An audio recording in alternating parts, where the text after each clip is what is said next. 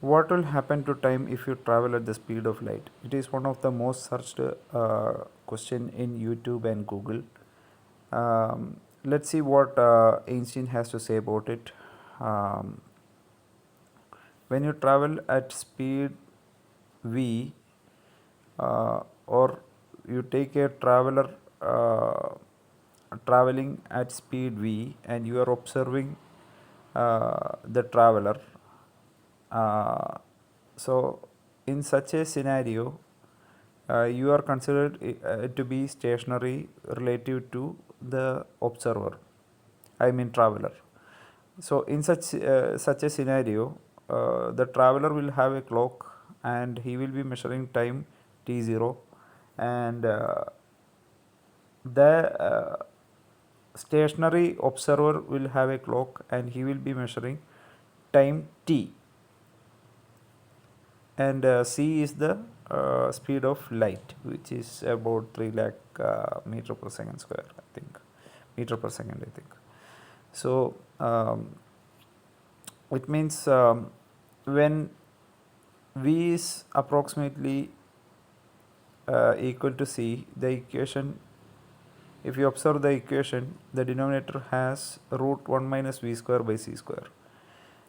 In such a scenario, v becomes c, and v square by c square cancel out to give 1, and 1 minus 1 approaches 0, and when a denominator approaches 0, the value become, the result become very very large.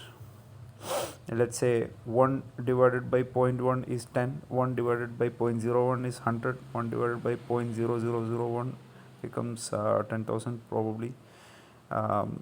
So if you consider that, the value of t will be infinite, very very large. What it means is that the observer observing the traveler traveling at speed of light will never be able to observe any longer. Why is that happening?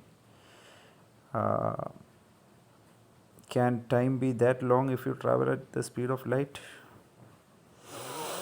Consider light itself travels at the speed of light, and we are doing countless measurement of distance using laser distance meter nowadays for construction and other purposes, and still light manages to return back in finite time, let's say for 1 second or less than that. If Einstein was true, light would never return to observer. That's the whole point. This itself contradicts Einstein's assumption that speed of light is constant, which makes his theory questionable. This is extremely scary moment for a scientist, and honestly and deeply, I hope God give him peace, and God won't give him a chance to know that his theory was wrong all along. Uh, that's that. If you travel at speed of light, you can see frozen electromagnetic wave, because at that point of time, uh, time freezes up, or you can actually watch how electromagnetic wave propagates through the medium. Of course, you can observe it because you are only traveling at the direction parallel to the propagation of the electromagnetic wave. So all the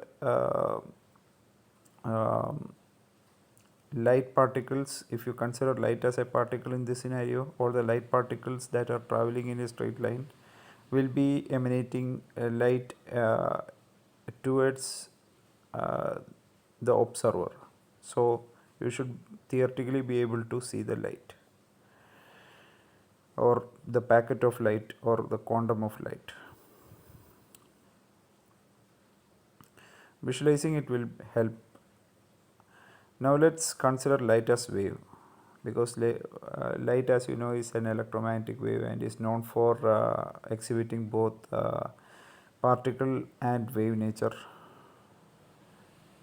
For visualizing it, I can give you a thought experiment. In an ocean with huge tide, surfers, ocean surfers, usually with traveling at the same velocity as the wave, seemingly surf on the tide of the wave and even across the tide actually.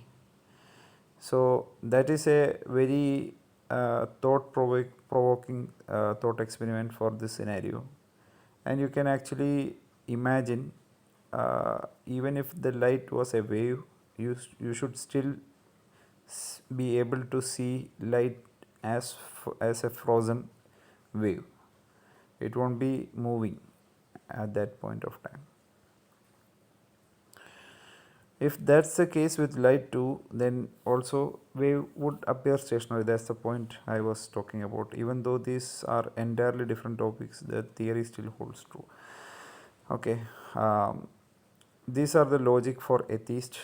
Um, for people loving God, that God can control the whole universe.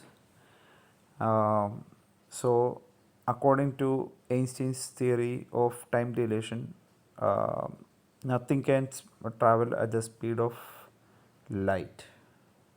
That's the point. And if that's the case, God will have to travel only at the speed of light to control whole of galaxy, because uh, he created all the galaxy and everything in it, and he should be able to control everything, but he is limited by the speed of light which he itself created, light and everything in it. And that gives a severe limitation for God, and God would take infinitely long time for creating us, which means we wouldn't be existing in the first place. uh, that itself explains creation concept. So only a person, only an only a concept of infinite capacity with infinite dimension, and di- those and each of those infinite dimensions should have infinite capacity as well. uh, Only of that capacity, only in that capacity can a god create something. uh, that's the whole point behind this thought experiment. What will happen to time if you travel at the speed of light? You will arrive at god. That's the point.